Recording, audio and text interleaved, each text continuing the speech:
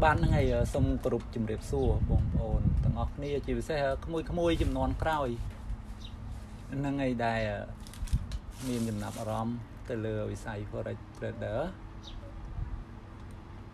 lấy nhom lên vậy tha chỉ cả chạy lấy dây nhom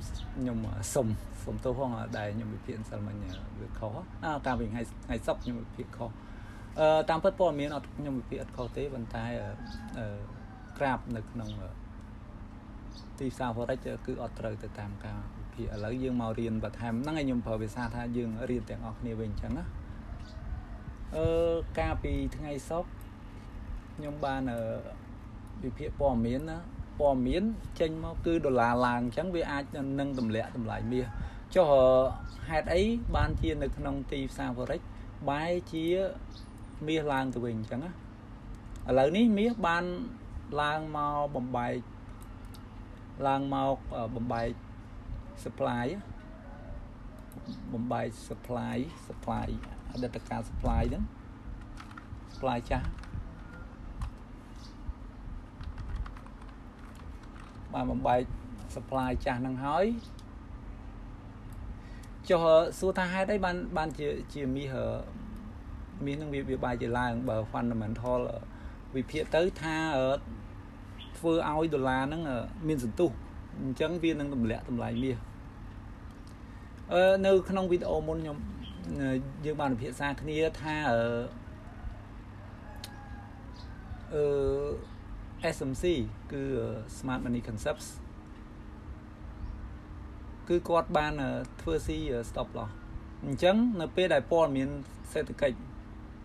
tên này boss xe tự cách đại này giấy tha đô la năng láng khai hơi miền năng lẽ chó chẳng retail trader lừa bị phô lố cứ nom kia sầm rọc sale chẳng á sầm rọc sale chỉ tu tới nè tam ca đại nhung bị phía cứ nơi trong đồng bòn order block mà đồng này ca nhung bị phía nơi order block đồng này hai retail trader đại điền mê điền năng tầng ọc này ai năng stream xe lại ní tại sao bỏ miền chọp hỏi cả bị ngày sốc khơi tha ở đô la lớn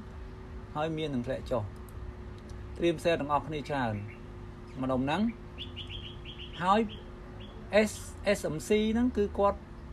quạt miền algorithm tùm nớp đã ai mưa thằng lù quạt ai mưa đâm thà stop loss nơi cái lại ná chẳng có chia tu tới cứ traderទាំងអស់គាត់ sell ហើយគឺគាត់អាចដាក់ stop loss ខាងលើនឹងតិចនៅលើ supply ឬក៏ order block ឡើងនឹងតិចមួយទៀតគាត់អាចដាក់មកឲ្យហួសដល់ supply ចាស់នេះដោយអញ្ចឹងណាដោយសារតែគាត់ចង់ឲ្យឆ្ងាយតិចតែនៅតែ SMC ធ្វើស៊ីបានដដែលអញ្ចឹងណាព្រោះអីព្រោះ SMC គាត់ដឹងថាមានលុយច្រើនណាស់ដែលកំពុង sell ទៅតាម fundamental អញ្ចឹងគាត់បានធ្វើស៊ីមកតង់កន្លែងនេះមួយហើយ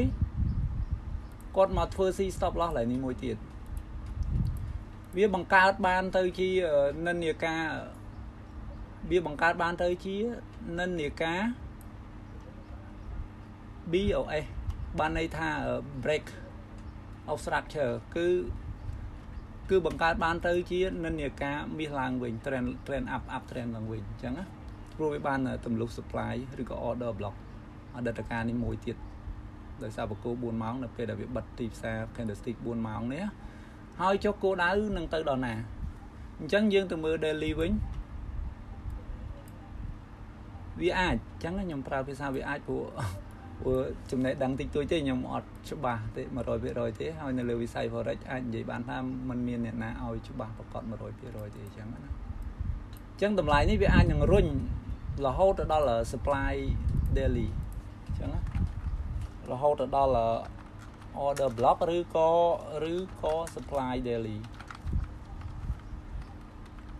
វាអាចអញ្ចឹងហើយខ្ញុំបាននិយាយកាលវីដេអូមុនថាបងប្អូនមានឱកាសសម្រាប់ sell ប៉ុន្តែយើងមុននឹង sell យើងរកមើលសញ្ញា candlestick reversal ផងអញ្ចឹងណាហើយកាលពីវីដេអូមុនហ្នឹងគឺអត់ទាន់មានសញ្ញា reversal នៃ candlestick ណាមួយដែលថានឹងត្រឡប់មកក្រោមទេអញ្ចឹងណា ហើយមុននឹងមាសនឹងចុះមកវិញគឺអាចនឹងឡើងទៅដល់ supply daily នេះហើយបានយើងចាំមើលសញ្ញា reversal បើសិនជាមានសញ្ញា reversal candlestick ណាមួយនៅក្នុងតំបន់ supply daily នេះថ្ងៃច័ន្ទណាបើក្នុងករណីណាបើមានអញ្ចឹងចាំមើលអាទិត្យសប្តាហ៍ក្រោយអញ្ចឹងយើងអាចរកឱកាស sell តែឥឡូវនេះបើសិនជាយើងចង់រកឱកាស buy យើងចាំtrend ហ្នឹងគឺ retest ត្រឡប់មករក supply ហ្នឹងដែល supply ហ្នឹងនឹងអាចคล้ายទៅជា demand វិញអញ្ចឹងណាអញ្ចឹងបើវា retest មកដល់កន្លែងតំបន់ supply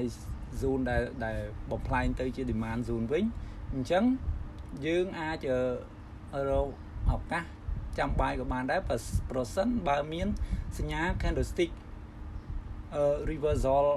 ណាមួយឧទាហរណ៍ដូចជា pin bar ឬក៏ engulfing អញ្ចឹងណាបើសិនជាមានយើងអាចត្រៀមបាយនៅម្ដុំនេះបានអញ្ចឹងណាហ្នឹងហើយចំណេះដឹង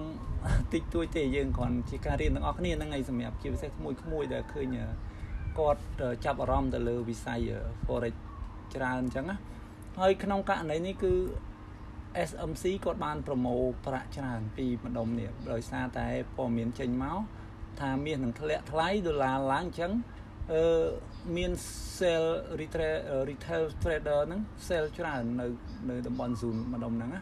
ហើយមកដល់ហើយនេះទៀតក៏មានអ្នក sell ដែរដោយសារវាចូល zone supply អតីតកាលធំមួយដែរឬក៏ order block 4ម៉ោង trend ធំដែរអញ្ចឹងគាត់ algorithm គាត់មើលឃើញថាគឺមានលុយច្រើននៅកន្លែងហ្នឹង sell ហ្នឹងបានជាគាត់បាយយើងយល់ទៅលើវិស័យ forex ដើម្បីSMC ហ្នឹងគឺគាត់មានលុយរាប់ពាន់លានដុល្លារដើម្បីឲ្យគាត់ចំណេញឧទាហរណ៍ណាបើគាត់ចង់ចំណេញ1000លានដុល្លារគាត់ត្រូវបើគាត់ចង់ឧទាហរណ៍ថាបើគាត់ចង់ sell ឲ្យចំណេញ1000លានដុល្លារលុះត្រាតែមានអ្នកបាយ1000លានដុល្លារដែរអញ្ចឹងគាត់ sell ដើម្បីឲ្យគាត់ចំណេញ1000លានដុល្លារអញ្ចឹងអ្នកបាយគឺត្រូវខាត1000លានដុល្លារទៅឲ្យគាត់អញ្ចឹងណាទៅខាងគាត់អ្នកចំណេញអញ្ចឹងដូចគ្នាដែរកន្លែងនេះឧទាហរណ៍ថាឥឡូវនេះមាន retail trader ហ្នឹងគាត់ sell 1000លានដុល្លារនៅម្ដុំហ្នឹងហើយអញ្ចឹងជាឱកាសរបស់គាត់គឺគាត់បាយ1000លានដុល្លារគាត់អាចចំណេញបានអញ្ចឹងណាអញ្ចឹងអ្នកដែល sell ហ្នឹងគឺដាច់ stop loss អញ្ចឹងណាហ្នឹងហើយមួយវិញទៀតយើងក៏អត់ទាន់ប្រកាសថាវាជា CH of CH បានន័យថា chain oscillator ឬមួយក៏គាត់នៅតែជា liquidity sweep បានន័យថាគឺគាត់បញ្ឆោតយើង fake break អញ្ចឹងយើងនៅចាំតាមដាន candlestick នឹងបន្តទៀតចាំមើលតើមានសញ្ញាណ fake ឬមួយក៏ real អញ្ចឹងណាបានន័យថា break ពិតប្រាកដឬមួយក៏ជាការបញ្ឆោតរបស់ SMC ដែលគាត់ធ្វើជា fake break ហ្នឹងហើយព្រោះជាទូទៅទិន្នន័យរបស់សេដ្ឋកិច្ច